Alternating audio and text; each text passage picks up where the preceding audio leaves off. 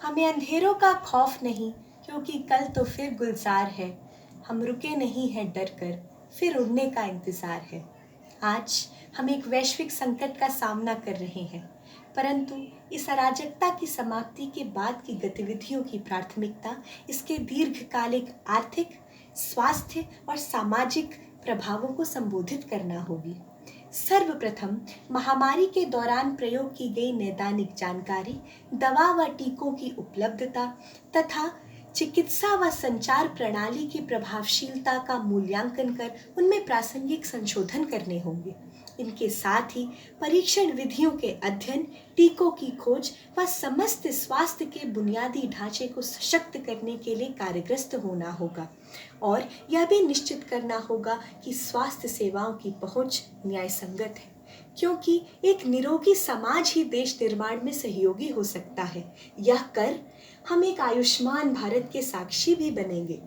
इस महामारी के बाद हमारे पास एक अवसर होगा ऐसी अर्थव्यवस्था बनाने का जो कृषि से लेकर वैश्विक तथा घरेलू निर्माताओं और निवेशकों के लिए अधिक आवश्यक, आकर्षक, तन्यक और विविधतापूर्ण होगी।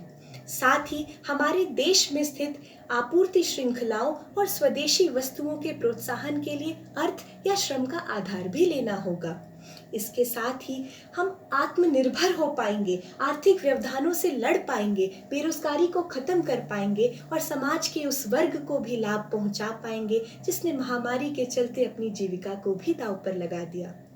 भारतीय उद्योग परिसंघ ने अपने विवरण में कहा, विभिन्न देशों की डगमगाती अर्थव्यवस्था की चिंता और चुनौतियों का सामना करने के लिए हमें एक सहयोगी दृष्टिकोण अपनाना होगा। आज भारत ने फिर से विश्व गुरु बनकर वसुधैव कुटुंबकम की धारणा को नवजागृत किया है। गत वर्षों में हम विश्व स्वास्थ्य संगठन व अन्य अंतर्राष्ट्रीय संस्थानों में अपना राजनीतिक सशक्तिकरण भी करेंगे। मित्रों, इस महामारी के मनोवैज्ञानिक प्रभावों को भी सामाजिक और व्यक्तिगत स्तर पर निवारण किया जाएगा।